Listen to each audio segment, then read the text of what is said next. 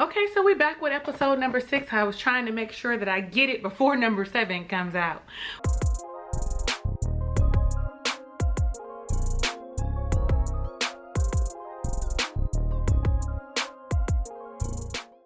What's up? How you doing, Ray of Sunshines? I am your girl, Talisa Ray, wife coach, and we are reviewing Summer House Martha's Vineyard Season 1, Episode 6. I do not remember the title of this episode.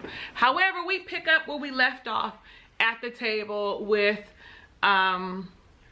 Jasmine and Silas having a conversation about, you know, being married, where Silas feels comfortable moving in this space, and Jasmine's like, I don't know where I fit in. I feel isolated. I don't feel like myself. And you know, it's one of the realest moments that Jasmine has, and that I think we all needed to see, because she was playing the wife. The same thing that her friend Jordan said. She was living up to some perfect idea of a wife that somebody told her, or something she saw on TV. Because to me, that's what it was. And I'm with Bria. We all make choices, and choices are based on the experiences that we have. And if our experience with relationships looks like I'm just supposed to follow along, or what other people have seen, or what snippets she sees, then that's what she's gonna pick up. If she's not recognizing that marriages are two autonomous people that come together to collaborate, to commit, to communicate, to cooperate with one another, to grow with one another, but still be individuals, then that's always going to be a problem.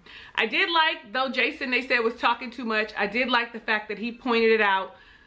Relationships are hard, and they are spelled W-O-R-K. If you want your relationship to work, you're gonna have to do the work. You're going to have to do work on yourself and work with your partner. You are going to have to know how to communicate effectively and efficiently, and that's just not with a partner, to a partner, but to yourself. Like being honest and open with yourself. Let me get off my soapbox. Y'all can take that though and write it down, okay? Your relationship starts with you, and how you communicate with yourself, and being honest and open and doing your own work is the epitome, is pivotal in any relationship that you claim you want to be in. Okay, listen, I'm actually looking at myself going, you giving all kinds of life today, Talisa. Very, very simple. Covered these dark circles and put this pink lip on, and I'm all like, girl, is your skin glowing? It is. I'm gonna go on and compliment myself. But I wrote down, Jordan is low-key anti all things. Anytime you say, let's do this, let's do that, we gotta stand up. That was about the toast. And she was like, oh, so we're standing? Girl, you're gonna stand up, you're gonna toast, you're gonna sit down. She seems to be anti all the things. And maybe for her, it just, everything seems performative, and so maybe that's why she's anti. I'm not sure, but these are the people she chose to be friends with, okay?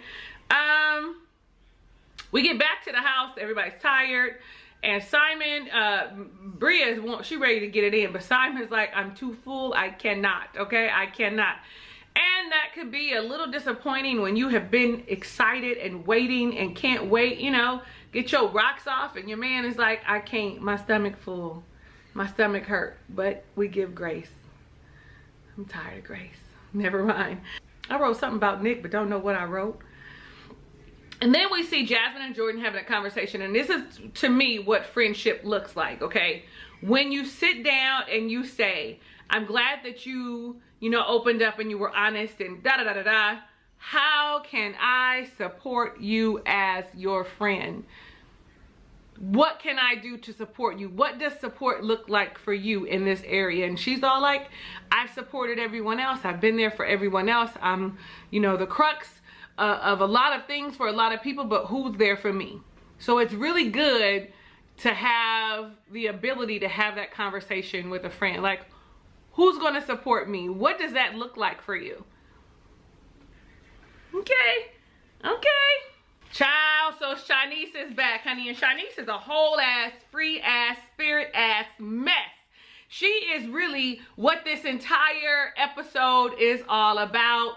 Alex, you know, is side-eyeing her. He went with his intuition, even though there was something that said, you know, about the boyfriend and her being a little chaotic, a little stalkerish. His spirit still said, about you. I don't know about your energy. The fact of the matter is, people change. People can be lied on and stuff because, you know, she said she was cyberbullied. That people were hitting her up and asking, you know, saying that she needed to be killed or that she should kill herself because of whoever she was with. Y'all know who it is. I haven't done the research to figure it out. So if you do, let me know down below in the comments, because I'm not that invested to go ahead and be looking shit up. Y'all know me. Y'all know me. One and done. Once this is over, I may even forget what the whole season was about. Okay, let's just keep it a band. Nevertheless, Alex is not fooling with Shanice. Is trying to kind of keep his distance from her. And what I was saying was, though people change, you can still read energy, and her energy seems like a free spirit, but with chaotic, with no regard to other people and how they feel, right? Or what's going on. It's, I want to have fun. I'm here to have fun. That's what I'm going to do. That's the theme of her entire existence in this episode. But Milo shits in the room, in the pool room, and nobody cleans it up, and everybody's afraid to tell Bria about the shit, except for whoever told her. I can't remember who it was. And, you know, Silas is just trying to avoid having another blowout with her like he did previously. I mean, I get it. I get it. I don't want to have the conversation. I don't want to have the blowout. I don't want to be the bad person because I'm controlling and she's manipulative, and I just don't want to be bothered with that. I can understand, like, hey, if we can't, you know, function amicably, then we probably shouldn't. We probably should avoid those kind of conversations at all costs. That's not me, but I understood where he was coming from. Not wanting to be confrontational. When the ladies have a chat, like their little mini spa day together, and they eat a little charcuterie board or whatever, and have their mimosas, which I love. Hello, dear future friends and current ones. We need to have a mimosa day, okay? Little snack, couple mimosas, a couple more mimosas, and then some more mimosas.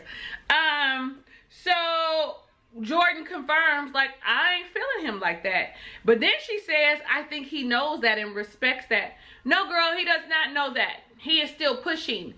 Even though we had the conversation about him, them telling him and him wanting it to be reciprocated, he still thinks that you like him for some reason. So what are you doing off camera that we aren't seeing? Googly eyes, like smiling and whatever at his advances. What are you doing that makes him think that you still are somewhat interested? Because you're telling us flat out no for 2 episodes in a row. I think it's important that she makes that clear, and hopefully she does that in episode 7.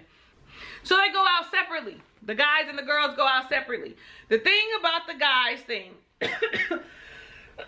excuse me, is Silas and his no ring having ass and his double standard hypocritical having ass. I don't like Silas. I didn't like him from the beginning. You know, I don't like him. The end. That's what it is. How are you going to say that your wife can't have free drinks, but 2 pretty women send over 2 drinks for you and can't even remember who it was, and you wanted to drink it? And then we find out you don't have no ring on? If she didn't have a ring on, it would be totally unacceptable. You would be so upset and angry and like a bull in a china store trying to just ruin everything and everybody's good time. So how is that fair? How? Anybody tell me how that's fair? Because I'm sure she kept her ring on. She's committed and loyal to her marriage, her husband. Y'all, you taking your ring off when you go out with your girls or your guys? I mean, you married if you marry, you know. Let me know down below in the comments. I'm sure the answer is going to be no, okay? Hands down, the answer is going to be no. That was rhetorical. You don't even have to answer that. I also wrote down that he can't handle her as an individual. He wants her, as my friend Mona would say, to be his maid, his mattress, and his mule, okay? Do the things that I want you to do. Clean up after me and let me climb on top of you and do my duty. That is exactly what I would say that he wants from her and what he thinks a wife should be. He's been in America for quite some time, so he knows that that ain't really how a lot of Black American women operate. Some of us do, but I'm gonna say the majority of us is, no, I'm not your maid, your mule, or your mattress. Then he has the nerve to give a single guy some advice about nice guys finish last, and they need to speak up, that nobody wants to listen. Wants you to sit and that he shouldn't be sitting and listening to the girl's problems, and that he should just be like He-Man, grab her by her head, hit her over the head, and take her and ravish her or something. Like, what's wrong with him? I do not like Silas, and I don't think that he's going to be able to redeem himself at all. And Jason's like, for me, I have a child, which is a different, I have different things to lose. I have a different objective. Yeah, you're married, but I have another person that I have to consider. I'm not with the mother anymore, but whoever I choose or whoever I'm with has to accept that I have a 3-month-old baby. Pretty much means I really just got out of a relationship. So how dare you? And he was like, and don't think I can't pull him, because I can pull him. You know, but then there's a stereotype of, you know, probably because he light skinned, you think you all that, you know, all the just green eyes, you know, all kind of stereotypes that come with being attractive. Now, I wouldn't be attracted to Jason. He's not my cup of tea, okay? Handsome dude, but not what I would like. That's all I got. Then, again, it's Silas. Silas is like, let's see what they're doing. It won't hurt to look. Why are you trying to regulate her behavior from where you are? Why don't you just have a good time and trust that your wife can handle herself and that she can have a good time with her friends without you? So for me, it feels like when they get back to New York or wherever they live, he is going to keep her under lock and key. You are not able to do anything with your friends? Girl, that's the wrong marriage. Abort mission, abort mission. Okay, that's horrible. Go get counseling. Go seek a therapist. Go get some coaching. Do some work separately and together. Open your mouth and tell him the truth, okay? Because he's the reason that you are feeling isolated. Child, I done got started, so let me not say, don't get me started. So everybody's drunk and having a good time. Well, I'm talking about the ladies now. I mean, like, piss face drunk, fall on the ground drunk, have a good time drunk, wake up in the morning if you don't take a BC powder drunk. Like, did you eat some food because you skinny as a beanpole drunk, like drunk, and they come back and everybody's getting ready to get in the hot tub, and when the ladies get in the hot tub, Shanice and Bria jump in naked with a skinny dip. I was trying to think of the word. And then they get in the jacuzzi as skinny dipped, naked. Okay, now they, you know, juices and shit. I don't know, but you know, I know it got chlorine in it and it kills all the stuff. But I mean, it's a thought. But they've been, in my opinion, even Bria said it when she comes, when Shanice comes, they have a good time. So when the fellas get there, they all get in the jacuzzi too. And Shanice says to Simon, Bria's man, do you mind if I'm naked? That man didn't say no. What? He's European, child. He said, no, I don't mind. But also, I don't feel like he oogled her. I don't feel like he objectified her. But Bria gets upset. Bria's totally pissed off. She's pissed off at Simon. She's pissed off at Shanice. She feels like Shanice shouldn't have been around been naked with her man in the jacuzzi. You know, this is the man I want to be with, etc., etc. And I wrote down, this is who you guys have been. You guys are freaking frat, and you have always been, we're taking our clothes off and skinny dipping around the men that we're dating, whether it be yours or hers. And later it was confirmed by Shanice that when she was with the guy who cyberbullied and she stalked or whatever, that's what they would do. So for me, I feel like Shanice is not acting outside of what her normal character is. There weren't any guidelines set by Bria. Bria is a storm, okay? Bria is chaotic, okay? Bria wants the world to revolve around her and her expectations, and does not share those expectations. Now, I do not agree with Shanice being naked in front of someone else's man. I feel like, yeah, you asked Simon, but you asked Bria. You should have had this conversation with Bria, but you drunk and you having a good time, and this is who you are. So I want to ask you, who's really at fault? Is it Simon because he said, you know what, I'd rather you keep your bathing suit on? Is it Shanice for even wanting to be naked in the water with the man that close, getting out with her vagina damn near in his face, okay? Like, you know, girl, I get it, you got the perfect little body, but it's not okay for me.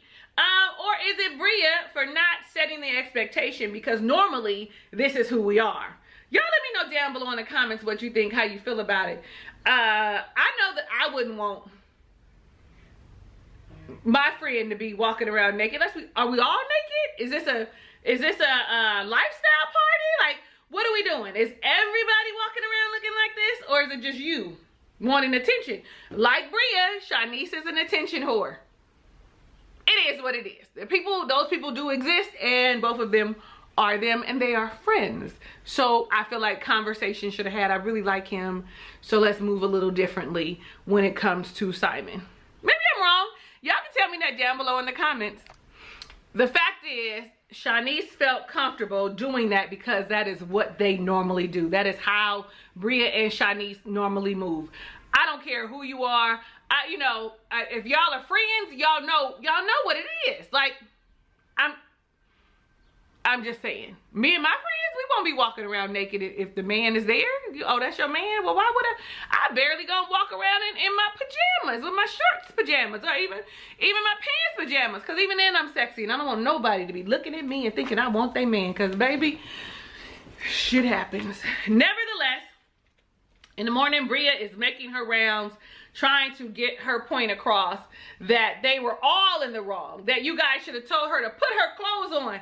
She a grown-ass woman. How dare I? That's your ace boon. What are we doing? I don't know. And then I love Preston, because Preston is the one that's gonna call you out. He was like, you are the villain.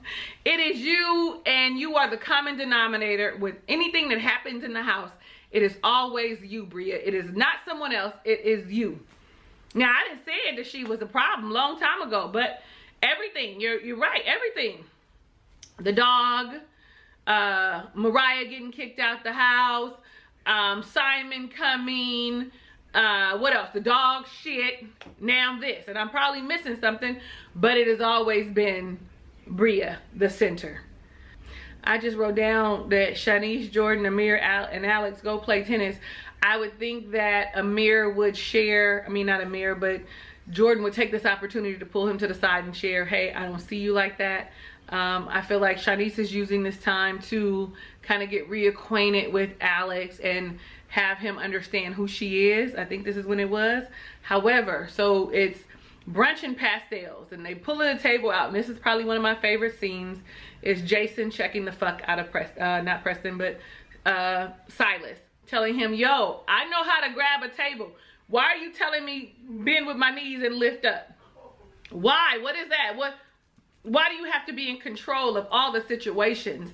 So he's not the only one. So remember, Nick had said something to him about being controlling with Jasmine, but now Jason is like, yo, you doing too much. I know what I'm doing. And then he said, well, evidently you didn't, because you couldn't get it through the door. I don't know. I feel a way about that.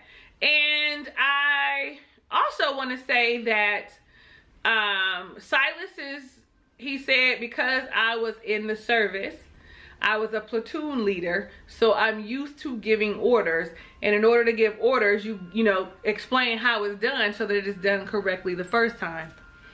Okay, it's time to get reacclimated with regular society. You like structure, that's great. You like things done a certain way, that's great. But you have to understand that you are now with regular society, with civilians. Reacclimate yourself to that. You're no one's platoon leader on the outside. I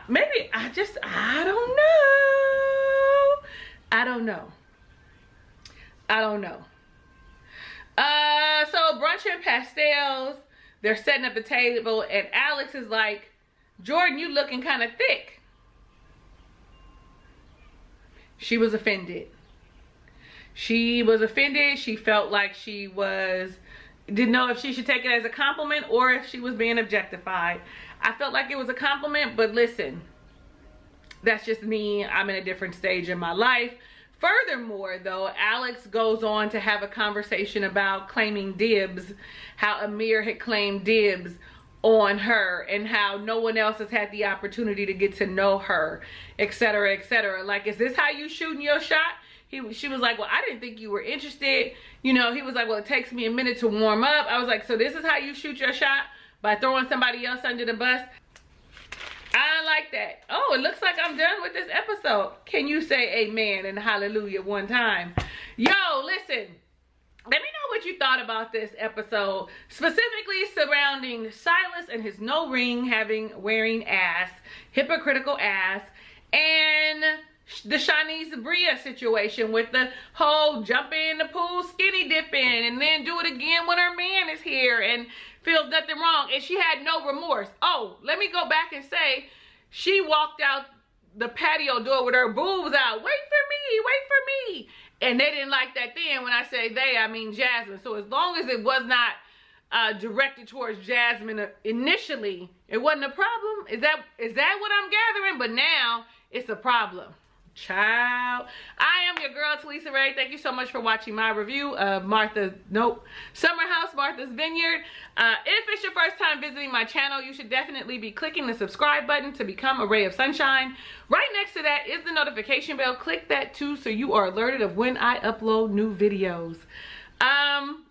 Share it with your friends so they can come and kiki with us, you know, when I'm here. I'm trying to do better, but I'm not gonna say that I am, because whenever I say that I am, I don't.